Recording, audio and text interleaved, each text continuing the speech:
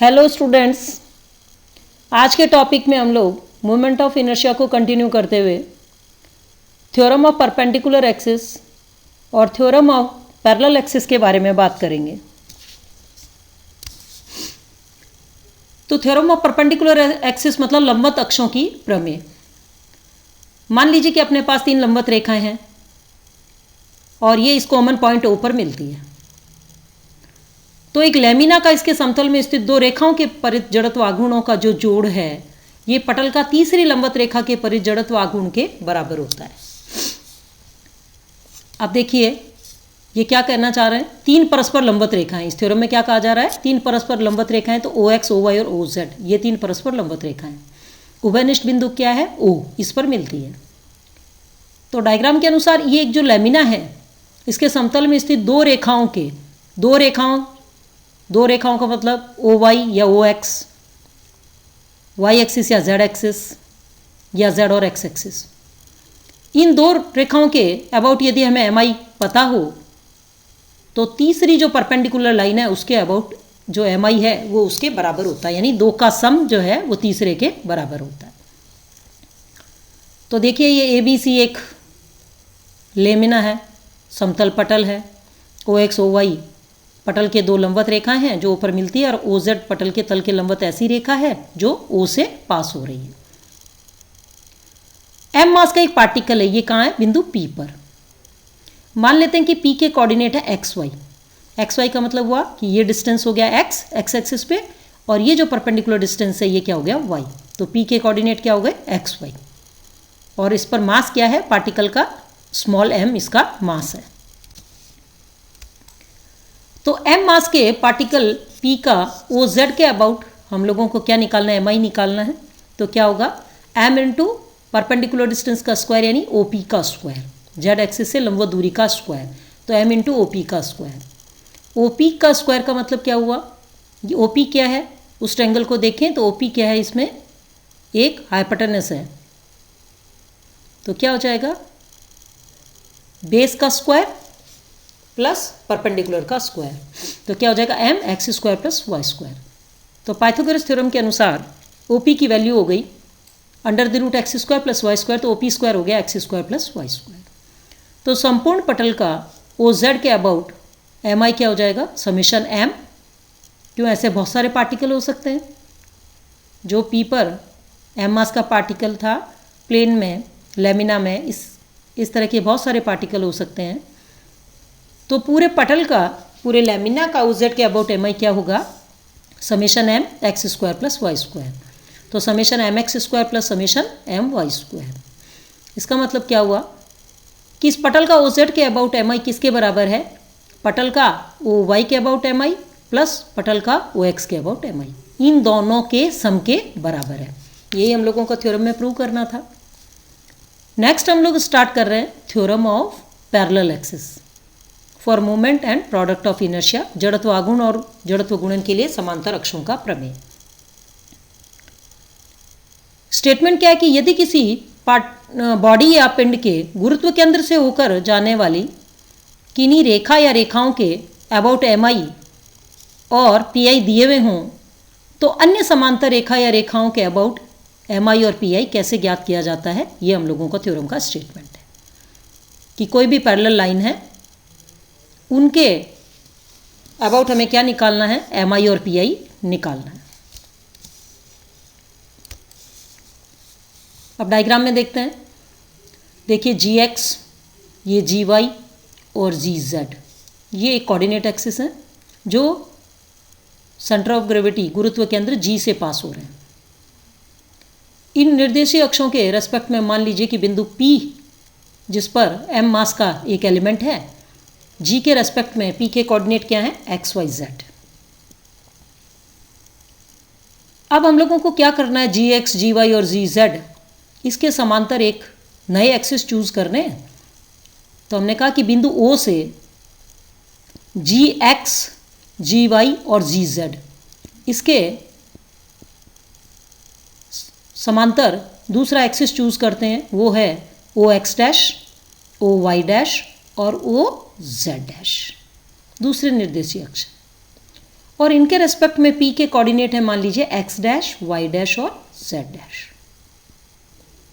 यदि O x dash, O y dash और O z dash के रेस्पेक्ट में G के कोऑर्डिनेट है, ये तो क्या है, O x dash, O y dash और O z डैश जो हम लोगों ने नया कोऑर्डिनेट एक्सिस चूज किया है, इसके रेस्पेक्ट में P के कोऑर्डिनेट थे x डैश, y डैश और z डैश।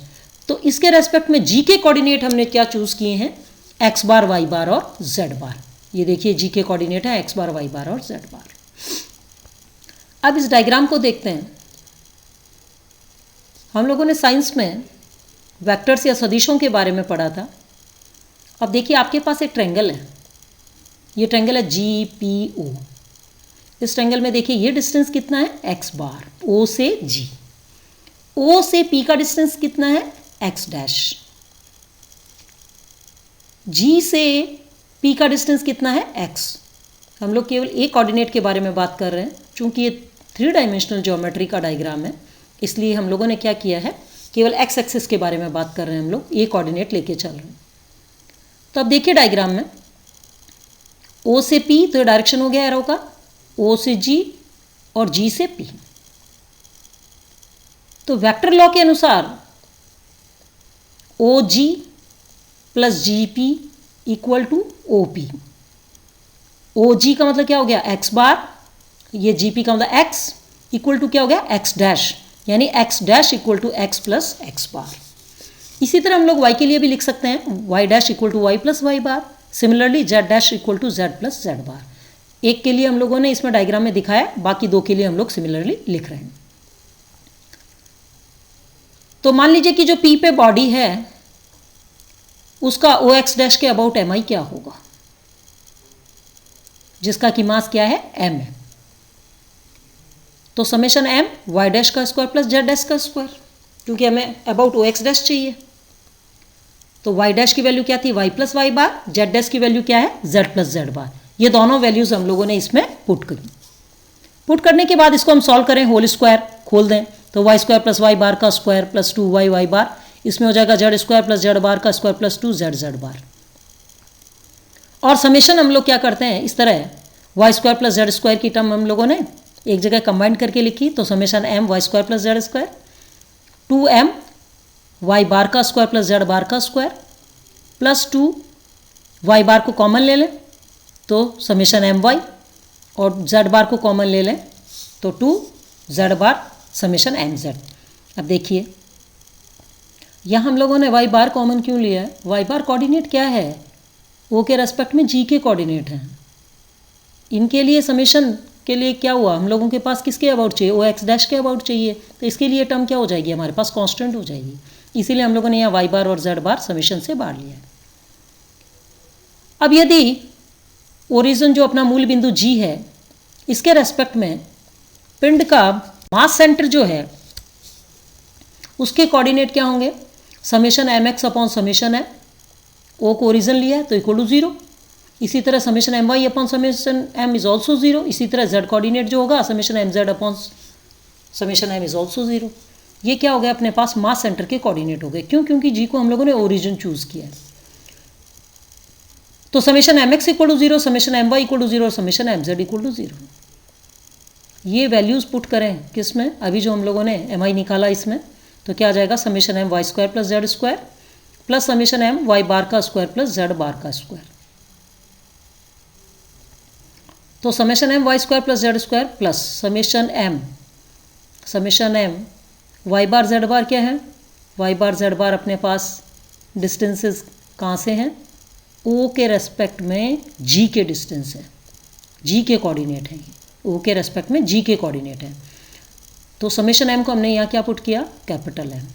इसका मतलब क्या हुआ कि पिंड का जी एक्स के अबाउट एम आई, ये देखिए जी एक्स के अबाउट एम आई प्लस गुरुत्व केंद्र पर रखी संपूर्ण मास, संपूर्ण मास क्या होगा, कंप्लीट जो अपने पास है वो मास होगा कैपिटल एम। तो इसका ओ एक्स डैश के अबाउट एम आई, इसके सम के बराबर होगा। ये तो था एम आई। अब हम निकालेंगे पी आई। पिंड का ओ एक्स डैश और ओ वाई डैश के अबाउट पी आई निकालना है।